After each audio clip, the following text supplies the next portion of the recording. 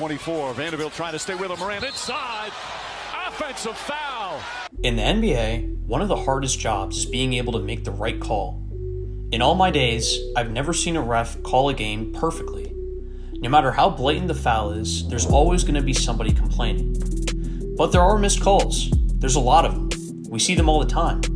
Regardless whether you're a player or a fan, some are so bad you find yourself saying, this game was rigged, or the refs won so-and-so this game. But there was a time when this actually was the case, and the NBA swept it under the rug. Let me bring you to Tim Donaghy, a well-respected 13-year NBA ref from 1994 to 2007. For this guy, reffing was in the blood. His dad, Jerry, was a tenured NCAA Final Four college ref, and his son followed in his footsteps. Unfortunately, the greed got to Tim, and he started to bet on NBA games he was reffing. What's shocking is the NBA didn't notice anything for 4 years. From 2003 to 2007, Tim got away with not only betting on regular season games, but NBA playoff games. And we're not talking about measly first-round matchups where we kind of already know who's going to win. We're talking about playoff runs that changed the course of NBA history, like the Miami Finals in 2006. In this time frame, Tim ref teams with prime Shaq, Kobe, LeBron, Dirk, Iverson. But once he was caught, he quickly resigned from reffing, but the FBI still did an investigation which ended in Donaghy serving 11 months of a 15-month prison sentence. So let me ask you a question. If you were David Stern, what would you have changed after the Donaghy problem was discovered? Ideas of robotic refs were floating around a couple of years ago and no one really thought anything of it, but could this really be a reality?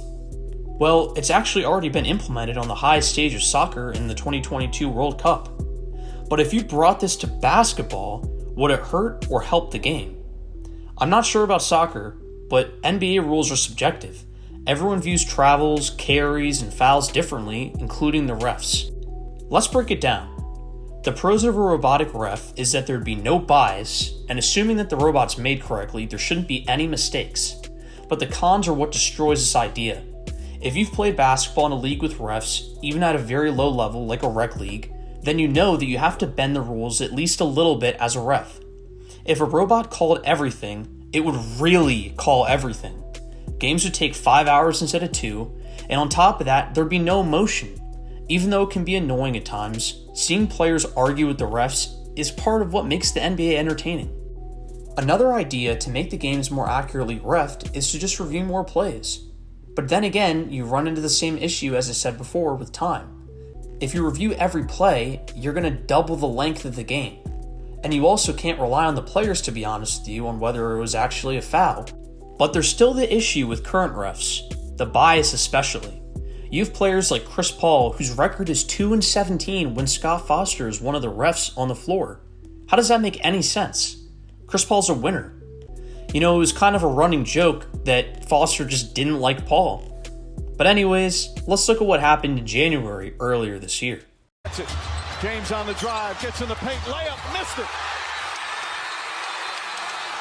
And the game is over. Lakers furious, they thought he was fouled. Wow, clear foul on Tatum. Eric Lewis, a well-respected 19-year NBA ref, didn't make this call.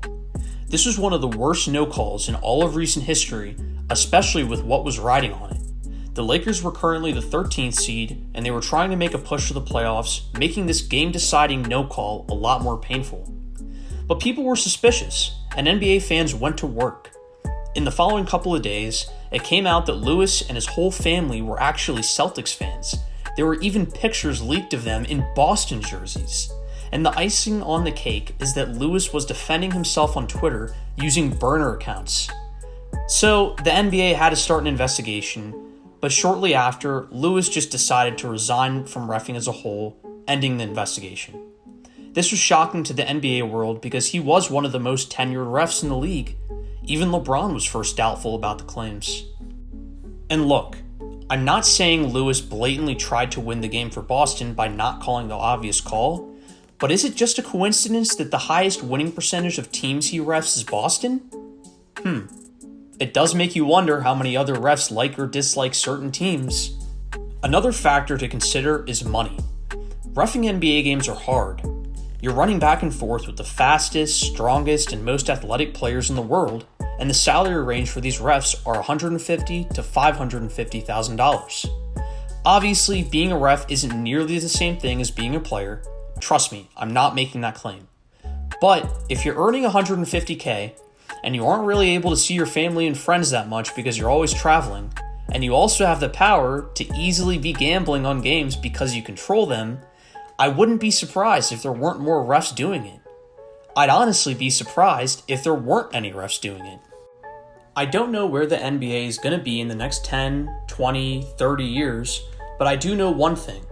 Technology is going to advance no matter what, so just be prepared when you see your first NBA game without any real refs. The day that happens is going to be a crazy day. That's it for this video. Thank you guys for watching. I really appreciate it. Let me know what you guys think in the comments, and I'll see you in the next one.